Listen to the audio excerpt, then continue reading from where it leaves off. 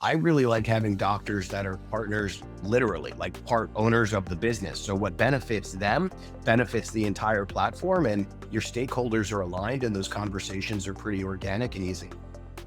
Hi, my name is Amol Nirgudkar. I'm here with my co-host AJ Peak, and welcome to Healthcare 100. Each week, we sit down with operators, investors, innovators behind the fastest growing MSOs and DSOs, and even health tech platforms to really unpack strategies, systems, and even capital structures that are driving real growth. And at the end of the discussion, we ask each of our panelists on how can they drive 100,000 of EBITDA growth immediately within their platforms. With that in mind, I'm delighted to welcome Mark Greenstein and Leigh Feenburg to this show. And AJ, why don't you kick it off with the first question? The title is Procurement Mastery. How do you cut costs without cutting corners? And as we get things kicked off, maybe Mark, just give us a little bit of your background. Sure. Thanks, Amal. Thanks, AJ. Good to be with everybody today. Mark Greenstein. I'm in almost 10 years now at Heartland Dental. I lead our what we call our growth office, which is our footprint growth as well as our supply chain, which we'll talk about today, and our relationships with the payers. Before joining Heartland, I was a management consultant for 25 years, and I was just curious if any of the stuff I was preaching worked. And I'll let others judge this. The last 10 years from Heartland have shown that. But I'm very, very happy to be here with you guys today. I love dentistry. It's been the best decision of my life was to transition my career and to do so in dentistry and with Heartland. Thank you, Mark. Leigh? Yes, I've been in dentistry for, yes, it's 15 years now. Long, long time. I've been in healthcare for most of my life, come from a family of healthcare. And I have an interesting road where I actually was pre-med in college, and I never went back because I met my wife and fell into this path that I'm on now, which started with LASIK and ophthalmology and really from the office level, right?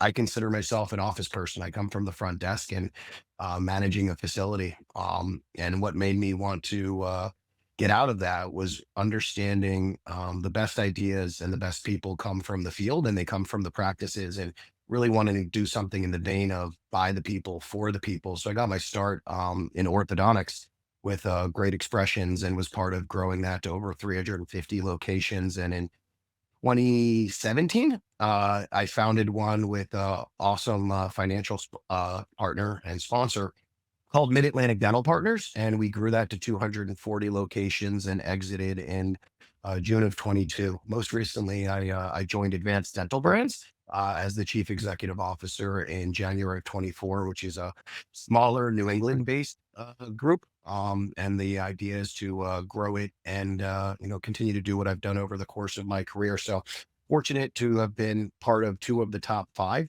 largest in the country at varying points in time. Nowhere near my friend Mark and what they have built at Heartland, but a wide array of experiences over the years. And I appreciate you guys inviting me here to talk about this. And Mark, maybe for some of the larger groups that have joined Heartland or just in your walking the halls, talking to other founders of multi-site in dental, describe kind of the pain or challenges they've had in best practices in procurement. Just sort of, what are some of the big pain points you see when you come across those groups? I think I think the biggest pain folks have is how do I navigate achieving effective supply chain costs without stepping on the toes of the doctors, and doing so in a way where the doctors will align on a formulary. I think the formulary question and how to implement that and drive adoption over time is a one that creates a lot of angst.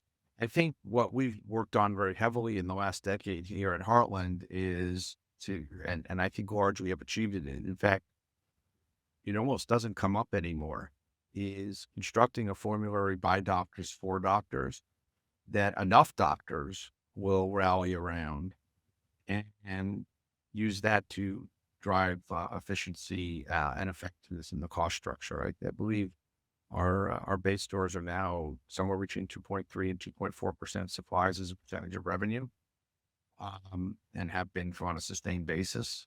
And I think that's just been a lot of hard work over the last decade. It's more than scale. It's to the point I think you're raising, AJ, which is how do you work with doctors to have them comfortable that they feel like they're buying great solutions for their patients, they have choice, and their decision rights or their perspectives are being incorporated into the decision making. If they feel empowered, they feel like they're getting a good value and they're getting good quality. It's kind of the trifecta that you're after. And happy to talk some more about how we do that at Heartland and share that knowledge. But I would say sustainably, we're uh, we're in the mid to lower twos and have been for some time. And you can attribute whatever you want to that to just be scale effects because, as we suggested, we are larger. I think a lot of it is really behavioral. It's incredible. And Leigh, I'm curious, you've worked with the one group acquisition, bigger groups. How many of them have done what Mark mentioned in a formulary? Any of them? It's sort of, would you describe the pain similarly? Is that many people out there are having accomplished that on a formulary basis? Yeah, I'm an ops guy at heart. It's kind of what I do. I view this similarly to every other thing that I encounter. It's not about control. It's about collaboration. The most important asset, the one that you remove from the office and it no longer becomes a dental office, is the dentist. So I've always wanted to treat the doctors like partners. And what Mark said, bringing them into the decision making, having whether it's a chief clinical officer or clinical advisory committee, but having the materials selected by peers is important. It's a difficult problem to solve because you have a wide array of dentists. You got people in their 70s and you got people that are fresh out of school. And generally, the way I've seen it, the vendors and the supply folks, they go into the schools and they put all of their stuff in there. So whatever school they're trained out of, which there's a ton, that's the material they like. That's the best material. That's what feels comfortable in their hands, is what you'll hear them say more often than not, because that's what they're used to using. So getting people uh, uniform can be difficult. We've partnered with solo practices, and at one point we partnered with 150 practices at the same time. And the supplies are kind of akin to the labs. You have zero control or leverage when you have 80 labs that you're paying on a monthly basis. And the same goes if you have a formulary that has 15,000 items.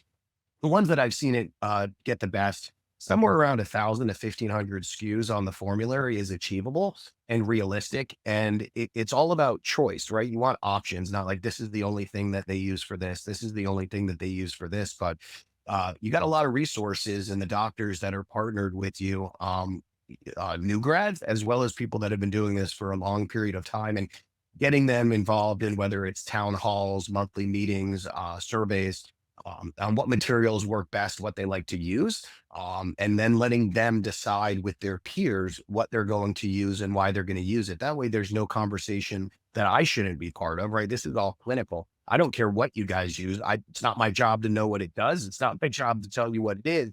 I can help you organize it, order it, get a leverage economy of scale, stuff like that we'll get into a little bit later. But I really want the doctors to be comfortable and happy with what they're doing, and I can help them do that regardless of the product. So I think collaboration is and involvement is really the key, and also understanding the why, right? Like I like to set out the conversation every time I've done it by like, hey guys, this is the conversation that we're having.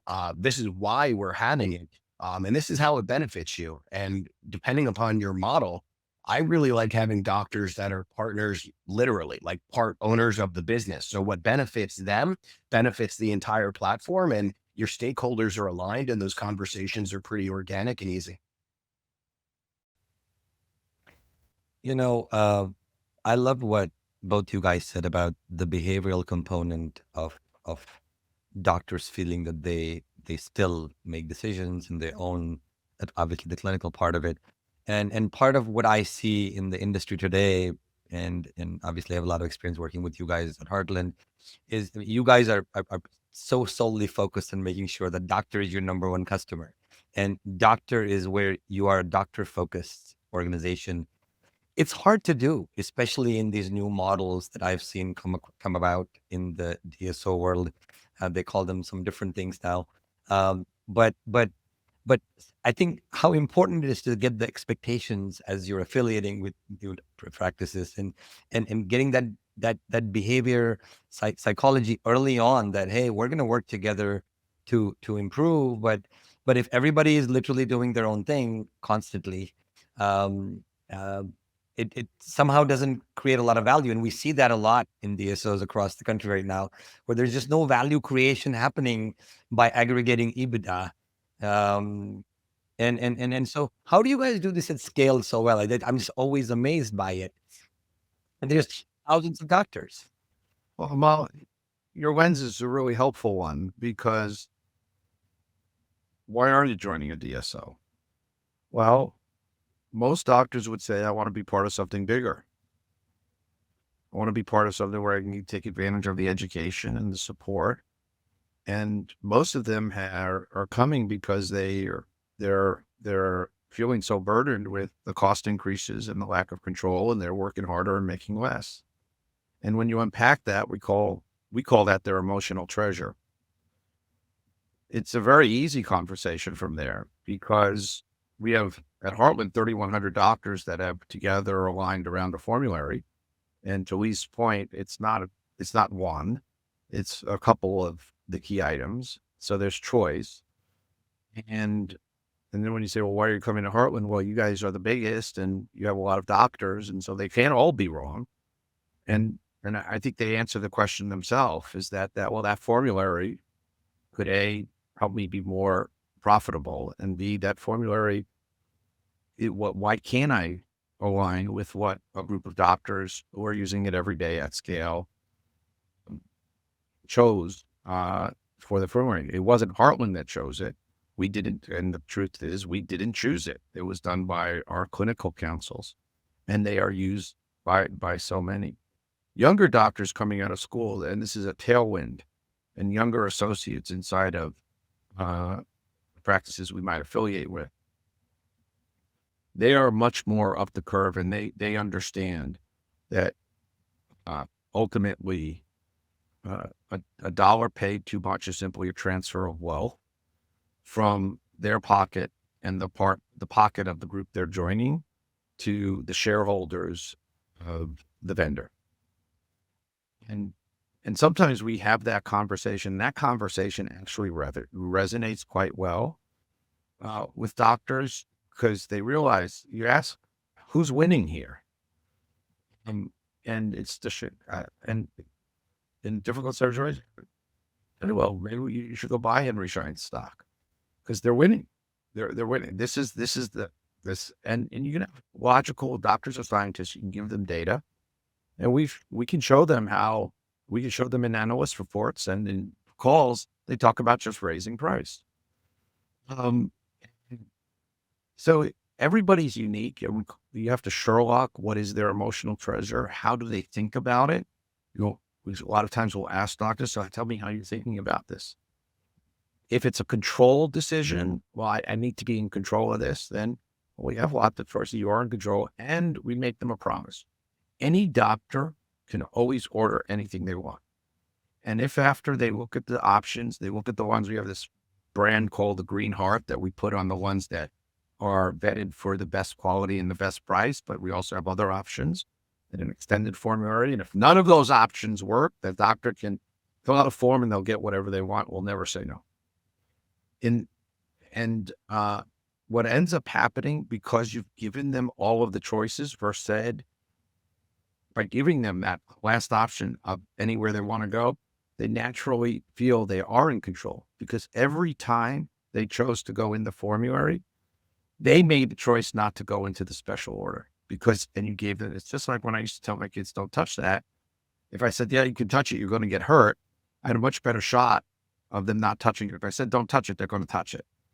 And so we actually do give all of our doctors every day any choice they want, but they naturally gravitate to the ones that we vet, as long as we keep, to Lee's point, knowing them the why, the why, the why. There's gold there in that behavioral choice, working with providers that I might leverage in the future. Can I give AJ? I would encourage the listeners to read a book called Nudge by Richard Thaler out of University of Chicago. He got him a Nobel Prize. But my boss Pat brought this to us probably 9 years ago. He had read it, and he said, "This is kind of it. We don't want to tell people what to do. We want to give them informed choices and steer them." And that was the start of our journey.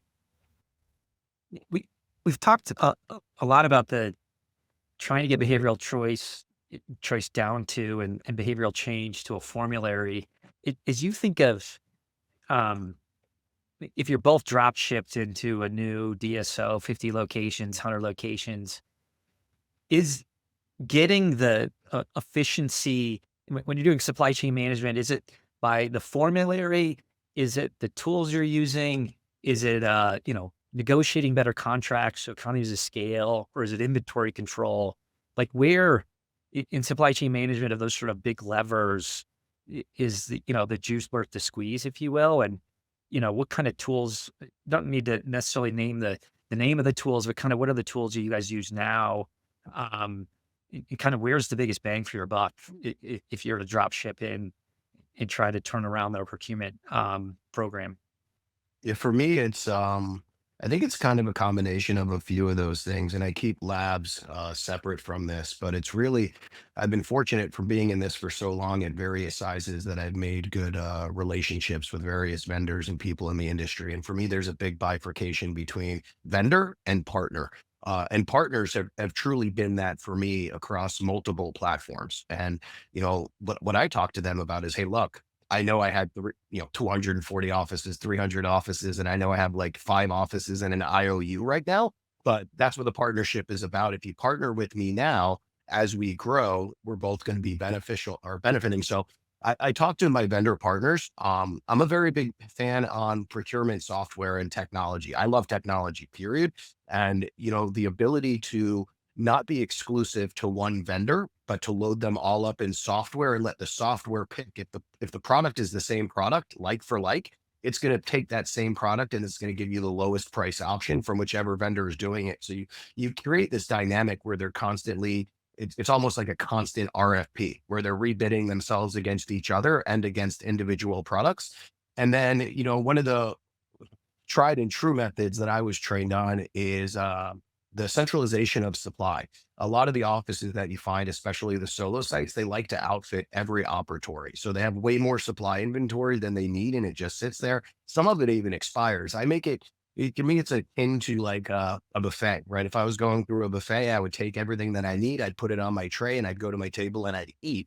So when you have a central supply where the doctors or the assistants can get the supplies they need by procedure and those setups are already made for them, then it's brought into the operatory and you don't have 30 or 40 of whatever it is in each of the bins in all of the operatories, which you could have an office of 4 operatories. I've had offices in our platforms that had 70 operatories. Outfitting 70 operatories could be a large cost of inventory that's sitting there that you don't really need. So it's usually some combination of those 3. And then the final one would be the more expensive items that you're going to use a lot of. You need to talk to your vendors about consignment so that it's not just sitting there, but you're being outfitted with it and you're being charged as you go. You use one, they backfill it, you get charged as you backfill it versus the expense of 1, the initial order, and then 2, it sitting there from your and being on your income statement and having to do inventory quarterly or what have you. So those are a few of the things that I do when I first get drop shipped. I haven't been drop shipped yet. I chose once and I'm still here, but I'm not going anywhere. So I'm never going to get hopefully drop shipped. But yeah, when we acquire, I think the way to, well, I can share what I did when I started at Heartland, because I think that could be relevant to all of the listeners. The first thing I did within 30 days of joining Heartland is I called every vendor and I let them know we're going to go to RFP. At that time, we were just about $1 billion of revenue and 725 offices. Today, we're 1,825 offices and just under $4 billion of revenue. That was the first thing we did. And most of the vendors came back and they gave us a 5% price decrease to not go to RFP. So we knew that we had to go to RFP. You just don't have to go right now. So we took the 5% though, pocketed that, and that was well more than $100,000. And we were off to the races. And we had that done within 60 days of me joining Heartland. And then we did do the RFP a year later and started to at least we specified in that RFP that we wanted a marketplace. So what we described is called a marketplace, and that is a key technology to have. We asked our vendors to build it for us. They failed miserably. So we fired them and went to RFP again. And we got smarter and we built something called dentures, which is a marketplace. And we've had probably 5 years now of that use, and it's enabled the results I shared earlier.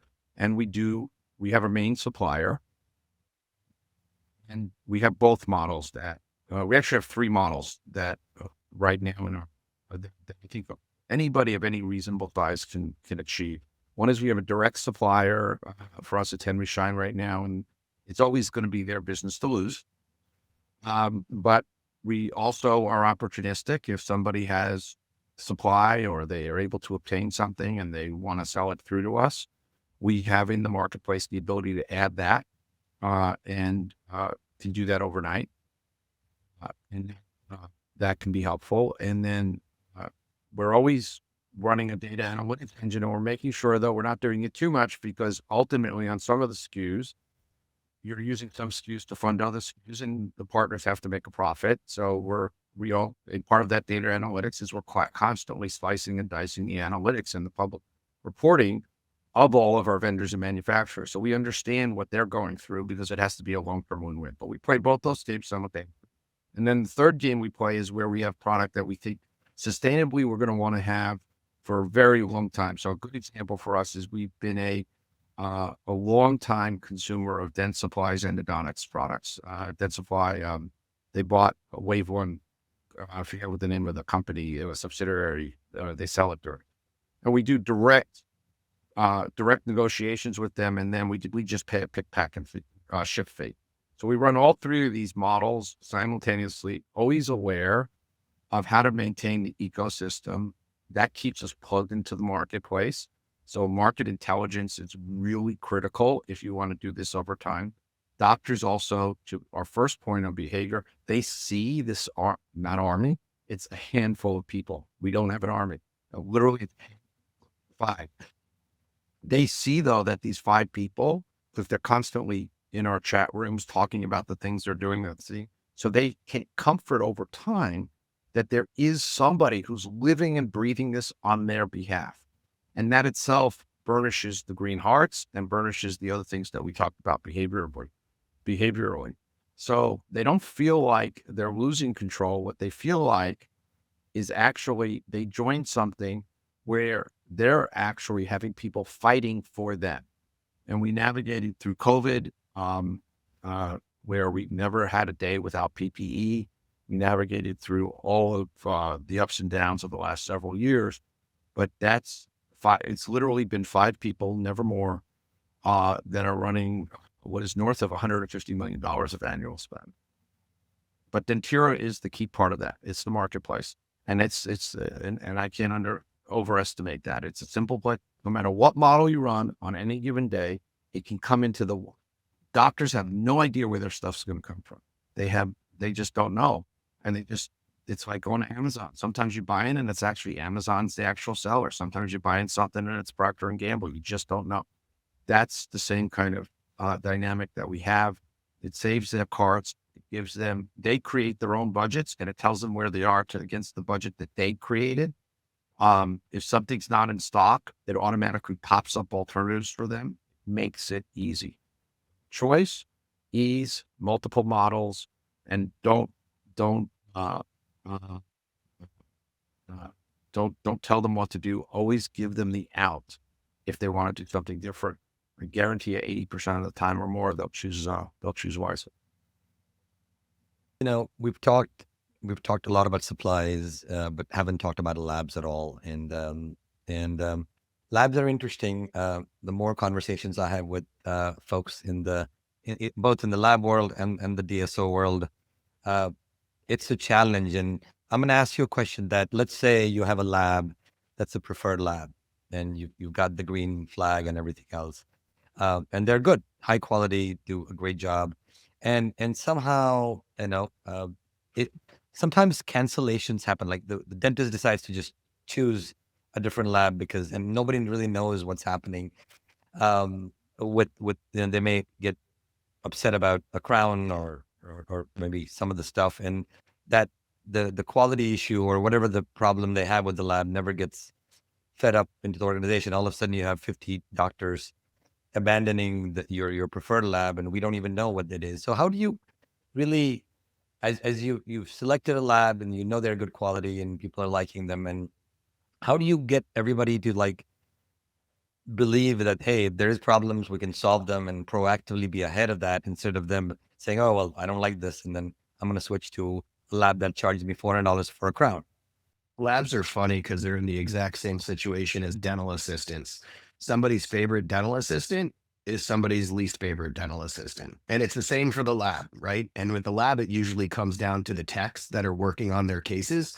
Um, Again, involvement and choice. I've been fortunate to partner with similar labs across multiple platforms, ones that service thousands upon thousands of locations, including some of the bigger guys in our group now, or in our industry now. And at least with me, with my, 300, 200 locations at each of the different stops. So we've always had good analytics in terms of understanding what the remake percentage is, right? Because there's an industry remake percentage. So you know what that is, when it's spread out. I had 2,200 team members at Mid-Atlantic, and I don't know, 700, 800 dentists or something like that. And, when you're introducing it to a new platform where you have 70 or 80 labs that are being used, it's confusing. And I always start with the why to the dentist, like, hey, this is a pain in the butt for finance, right? We got to pay 80 vendors, and there's these mom and pop ones that are like, hey, where's the $5 you owe me, when you're spending hundreds of thousands of dollars on these other ones. So I'm fortunate to have the relationship with the CEO of some incredible labs, and they bring themselves in or their team in. They'll do complimentary cases, so you can try the quality and see what you like. They're very advanced in terms of digital technology. So the turnaround time is usually significantly less because of the scale and concentration. You can leverage pricing. But most important is the experience. And when I go into a new relationship, I'll usually have specific techs allocated to my business, or at least a few of the doctors that are in my business, to make sure that they're taken care of and that they're serviced the appropriate way. And the conversation is, doctor, there is going to be a remake percentage. Maybe it's 1%, maybe it's 2% across the platform. Not everything is going to be perfect the same way that not every procedure they do is perfect. So if there is an issue, communication is important. Getting it corrected quickly is also important. But it's very easy to say, hey, we have 800 dentists using one of these three labs. You can hate this one, you can hate that one. If you hate all three, maybe there's more to the conversation that we should be having there, because they are literally doing thousands upon thousands of cases. And it's not just for our group, it's for all these other groups across the country. So it's really making sure that they understand the relationship there, the scope of the size of the clients that some of these labs serve, and the quantity of cases. I'm a big guy on not outsourcing for a few reasons. One, I've seen it before. Every few years, articles pop up in the newspaper, and patients are like, "Oh my God, they're sending my crowns to China." So people don't like that. Two, I like doing everything in the United States. I like it all being based here, and I like being able to support the smaller labs or the larger labs that are homegrown and take care of everything domestically. Three, inevitably, there's some customs situation that pops up every few years that I've seen. Even before COVID, cases get stuck in customs. Patients get really upset. Dentists get really upset because they can't deliver them. We had right around COVID, everything was shut down, right? And there was a lab that was in one of the groups that we partnered with that was based that they outsourced, and the doctors liked him, right? It was a fine lab. It wasn't my favorite thing in the world because I didn't want to do it. But with COVID, as soon as it shut down, thankfully, I had these great lab relationships that I've talked about because we had to change labs overnight for hundreds of locations because the product wasn't going to be coming uh, from China. So I like to do it domestically. There's some great options here for the reasons that I outlined. And the dentists really prefer that too. They like knowing that it's made, hey, you can get this and it's right out of Atlanta, Georgia, or it's Phoenix, Arizona, or it's Tampa, Florida. So that's a little loquacious and tangential, but I hope there's some good content in there for you. I, you know, we'd be remiss if not either of your guys' organizations. You can't pick up a newspaper today without the tariff conversations, threat of tariffs. And is it being talked about in the hallways at your guys' place of moving the needle? Is it, much ado about nothing? I'm just curious if either of your organizations have tried to get ahead of it, if one even could. I've had zero issues with the labs for the reasons that I just outlined because there is no tariff. So put that in the pro category. And I was proactive with the supplies, their margins are fine. If they come to me and they want me to supplement their margins more, we're going to go to RFP and we're going to have a problem. There's a lot of places we can get supplies from, but they are not going to be coming to me and expecting to pass that tariff on. My love language is blunt and transparent. So any of the vendors out there watching know this. And I'm not afraid to make the changes. My responsibility is to the doctors and to the people that are part of this organization and taking care of the organization. That's always what I'm going to be doing first. And I'm not going to wait for somebody to approach me. I'm kind of an offense, right? I went to Florida. We're in the SEC. We used to run the fun and gun and the spread option. So my strategy is generally offense versus defense. Mark, being the size of organization you are, curious, how do you guys think of this? You guys do, macroeconomically move the needle. So yeah, We're typically 20 to 50% of some of our vendors' revenues. It's a fascinating space, labs generally. When I joined Heartland, we had 900 labs for 700 offices. Now we have, I think about 70%, 75% are across our 5 lab families, which are actually 80 independent lab, not independent, individual labs. So the way we tackled this again over many years is first we digitized a lot because the digital process actually takes away a good source of the complaints that doctors have. So, and once you go digital, unless you're a 33 or a 45 record, you don't go back to analog.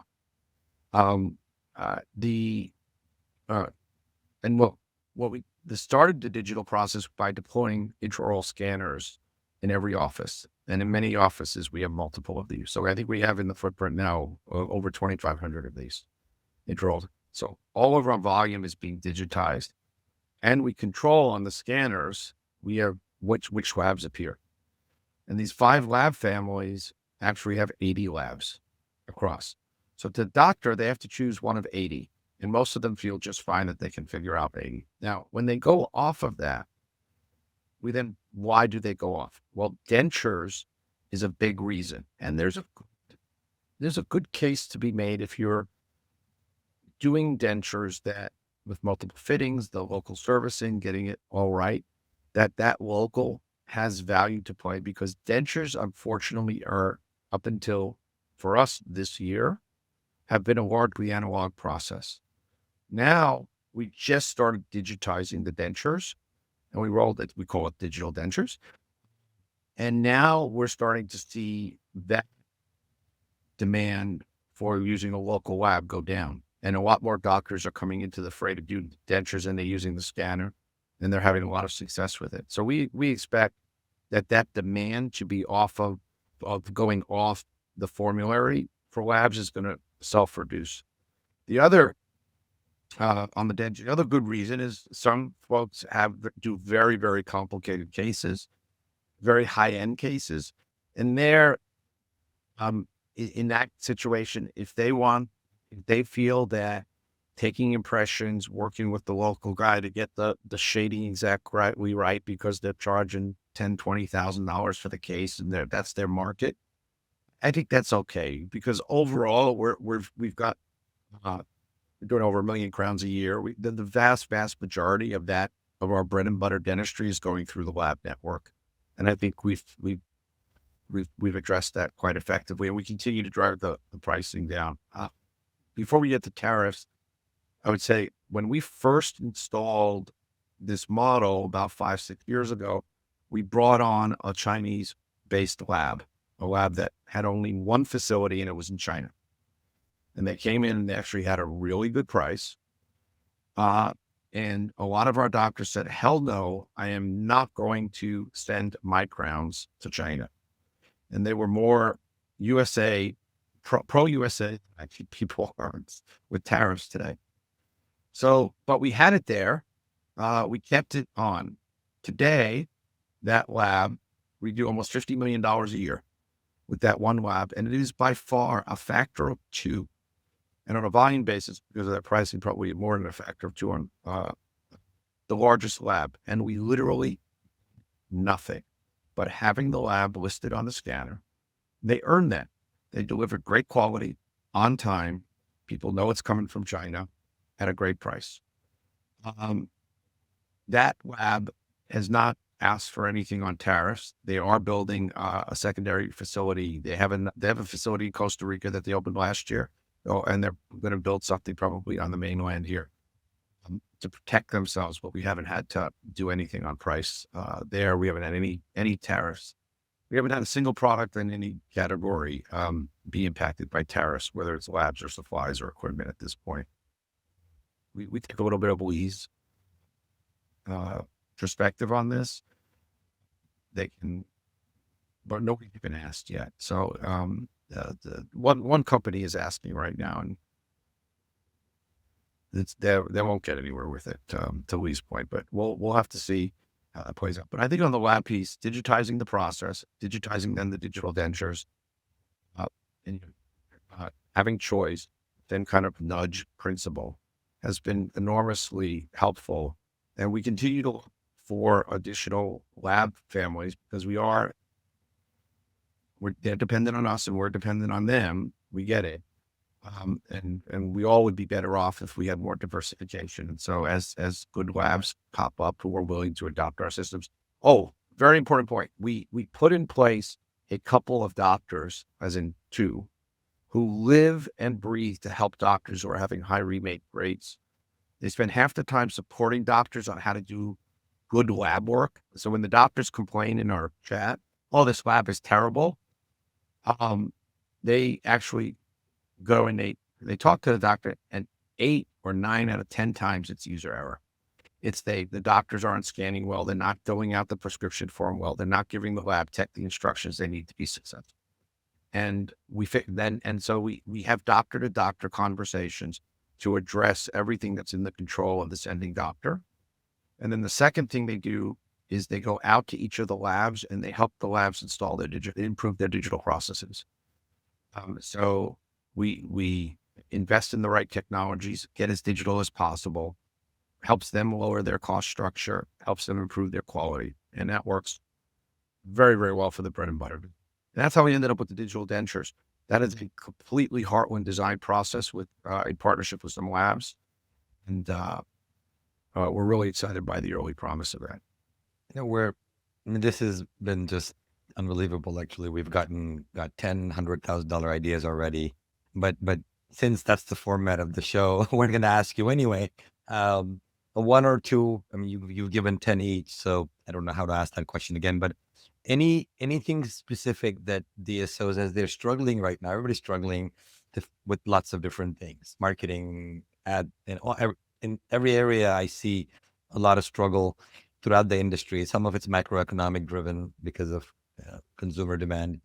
But what is, from a procurement standpoint, labs or supplies, what's one big idea somebody can just take home today, implement it right away, that's going to drive immediate impact? Like the one idea you had within 60 days, but that's not practical for a 20 location group. Then it was 750 location. but it's one idea that could just like take this. It's easy to implement, and it's gonna drive up our EBITDA.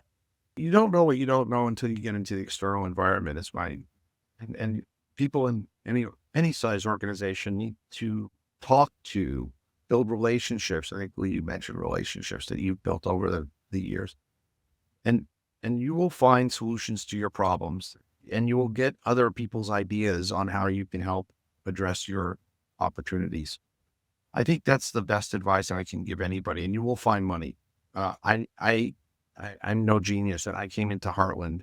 I knew nothing. I never spent a day in healthcare my entire life. I was in asset management, as AJ knows, and mutual funds, that kind of stuff, credit cards, uh, but just getting out there and talking to people. The first person I called before, when I was evaluating taking the job at Heartland, was I called AJ because I knew nothing about this world. And he explained to me what he was doing with his dad.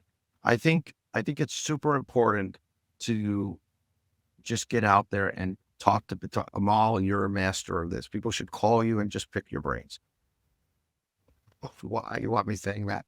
But and reach out to other executives, and you will find the answers. You'll find a lot more than $100,000. Other than that, competitive threat. You always have to have competitive threat. I think we doing all that. Advocating is spot on. Just put your problems on somebody else's back. I'm paying too much for this. Can somebody help me? I don't have enough diversification here. Can somebody help me? You'd be surprised what will come back, and people and your doctors will appreciate your asking for them. They really will. And then form the clinical councils. Ask your doctors to help you solve the problems. Be transparent. Guys, we can't keep affording to do this. We just can't. It's going to slow down our growth. We want to grow as a business. You joined us to grow. How could you help us? What are you willing to do? Bring them into the process. Change management. Start early. Start broad. Yeah, I think it's a combination of a few things, and I know we're going to be up on time, so I'll make it a little quick for you. I think from the supply standpoint, it's establishing your formulary. Like, you got to measure it, right? If you don't measure it, you can't manage it. So establish a formulary, centralize your supplies, and deploy the marketplace or some sort of procurement software. And what Mark said earlier too, one of the biggest wastes of supplies, I remember in maybe 2013, hearing the percentage of dental offices that still had traditional radiography and being like super surprised, right? Because there's a lot of solo sites out there. And any of us that have partnered with solo sites over the years know that not all of them are the most upkept, right? You have like uh, you have a radiograph from like 1940 tube head, and you've got a sterilizer, and sometimes you come across the day room developers and all this stuff. Get the impression material out of the office. The patient doesn't want it. It's expensive, and it's not necessary, and it delays your turnaround time on your procedures, right? Invest in the intraoral scanner and go digital. No more purchasing of impression material. Shave that shipment time out off of it. Improve the communication between the lab and the provider. And that is a very simple thing. There's a capital investment that's required up front, depending on which one you go with. It's more expensive or less expensive. But I would recommend that along the same vein of everybody switching from digital radiography, the next step, the next iteration of that is everybody getting rid of the impression material. We have inflection points in this industry every few years. And after this one, the next one's going to be what happens with these labs is everybody starts to print everything in-house as the cost of that continues to come down and down and down. That's a topic for another day. Just real quickly, we paid for our scanners in the impression material savings. Absolutely. And don't forget shipping costs. You don't have to ship Yep. it you don't have to ship it digital. So that's about $10 right there. Every case, every crown. I'm a walking testimonial to both of your recommendations. I literally did call Mark, and I implemented what Leigh mentioned far too late, but it saved us well over $1 million. And so those that are listening, I can speak with conviction that I did call for help. And thankfully, people like Mark and others were quite giving in the recommendations as they were today. So thank you guys both for adding all these pearls of wisdom. We're going to be showcasing their insights in further detail at the Dykema DSO conference on August 6th. So please join us. Thank you. Thank you so much, both. Thanks, guys.